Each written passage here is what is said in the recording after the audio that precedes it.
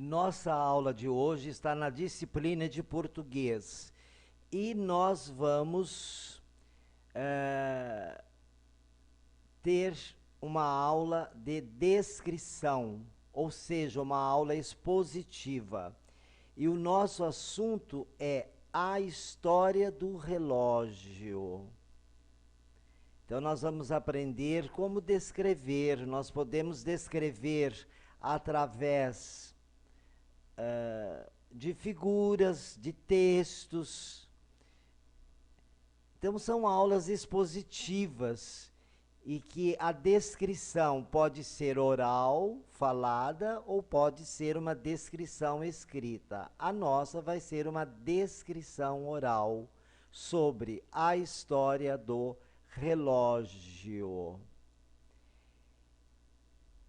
Então, nós vamos ver aqui que, consideradas uma das invenções humanas mais antigas, atendendo à necessidade de forma constante de medir intervalos de tempo mais curtos do que as unidades naturais, como o dia, o mês lunar, os anos, enfim, todos os momentos. Dispositivos que operam em diferentes processos físicos têm sido utilizados ao longo dos milênios para indicar as horas. Tudo na vida está baseado no relógio, né? O cotidiano do universo é, sem dúvida, o relógio, né? E esses dispositivos, eles acabaram culminando com os relógios de hoje. A ciência dos instrumentos de medição de tempo é chamada de horologia, quer dizer, a ciência que estuda a medição dos tempos, horologia com H.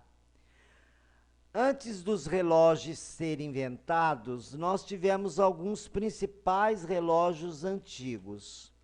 Um deles foi o relógio do Sol, ou seja, relógio de Sol. Eles achavam que a posição da sombra das coisas durante o dia, analisando a sombra projetada de um objeto no chão, porque projeta no chão a sombra de tudo, né, do Sol, já que os primórdios, o homem se deu conta de que o nascer do Sol é um fenômeno que se repete a intervalos de tempos regulares, que naturalmente isso acontece de acordo, né, com o dia e a noite, o movimento da Terra, de rotação, de translação, né? Por isso que ele disse que o nascer do Sol é um fenômeno que se repete a intervalos de tempo regulares. O mais antigo relógio do Sol foi construído por volta de 1500 a.C. no Egito. Olha que faz tempo. Na época de Tutmoses. As linhas das horas eram marcadas na pedra a intervalos regulares. À medida que batia a sombra nessas pedras, evidentemente que eles iam fazendo a medição do próprio tempo. Por isso que passou a ser chamado relógio do Sol, pela influência da sombra que ele projetava aqui na superfície da Terra. Depois teve o relógio de água. É mais ou menos, né, tido como o do Sol, né? É um recipiente no qual é feito um furo. Recolhe-se essa água num jarro.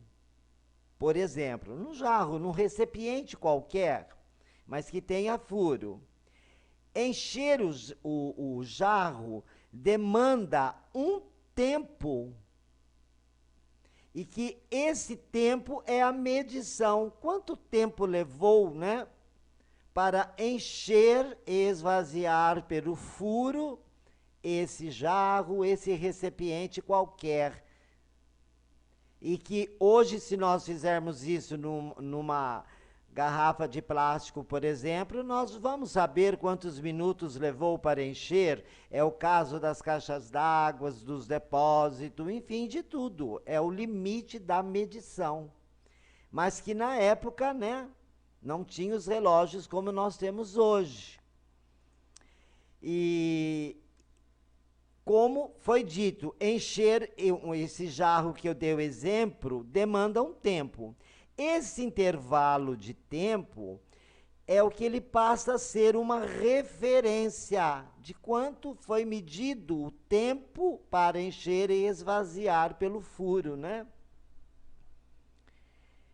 Se algum evento durou até que o jarro encheu pela metade, essa duração desse evento foi a metade do valor da referência, ou um terço, um quarto, e assim por diante. Olha que interessante essa comparação. Outro tipo de relógio da existência dessa história é a ampulheta que nós conhecemos, né? Aquele recipiente, né? Que tem um pequeno espaço e duas partes, uma superior e uma inferior, que se coloca a terra, né? E vai passando de um lugar para o outro. É passando de cima para baixo e depois invertendo de novo esse círculo vicioso que vai enchendo pela ampulheta, que é o relógio de areia, né? É considerado relógio de areia. Mais ou menos funciona como uma forma tanto da água como o do sol pela sombra.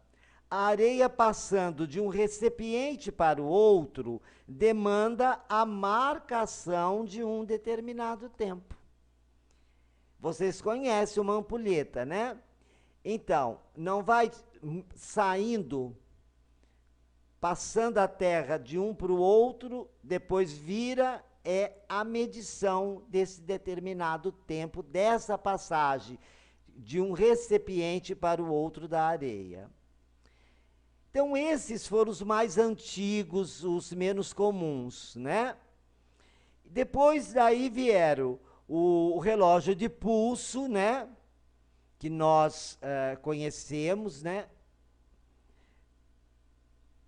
Depois veio também os de bolso, muito antigo, que se usava uma corrente, que se colocava geralmente nos coletes, nos bolsinhos das calças masculinas, as mulheres pendurando com uma corrente. Vieram os de pêndulo, que são geralmente esses de parede. Esse é sem pêndulo que eu estou mostrando aqui, né? Mas aqueles de parede, que é aquele pêndulo que fica balançando, muito antigo. O moderno de hoje, que é o quartzo. Depois o digital, o atômico. E dentro de toda essa nossa tecnologia, né? Evidentemente que foi crescendo isso, mas, como vocês viram, o início do relógio foi muitos anos passado, né? Se data de 1500 anos antes de Cristo, veja bem. Então, se denota de que a humanidade sempre teve uma influência muito grande pela medição do tempo. E tudo é o tempo levado ao mesmo tempo que nós levamos para, né, nos submeter à nossa própria vida. Eu espero que você tenha entendido o sentido da nossa aula de hoje de português, que nada mais é uma narração, uma narrativa, que hoje demos como exemplo a história do relógio, como você pode fazer a sua em qualquer assunto a ser escolhido. Mas guarde muitíssimo isso, que o relógio começou 1500 anos antes de Cristo, que um dos primeiros foi o relógio do sol, depois da água, a ampulheta, daí vieram os de bolso, os pêndulos de pulso, quartzo digital e o atômico. Espero que você tenha entendido e guardado alguma coisa disso importante. E a nossa aula, à medida da nossa narrativa, uma aula de descrição, né, descritiva, você foi observando. Olha aqui, este daqui é um relógio de bolso. Olha lá, que a corrente é a proteção. Então, o relógio é muito importante na história, porque partiu da necessidade da medição de tempo de qualquer momento ou de qualquer situação. Importante que você guarda que a ciência relacionada aos instrumentos de medição de tempo, a exemplo dos relógios, chama-se orologia. Espero que você tenha gostado e faça a sua descrição. Até a próxima aula de português.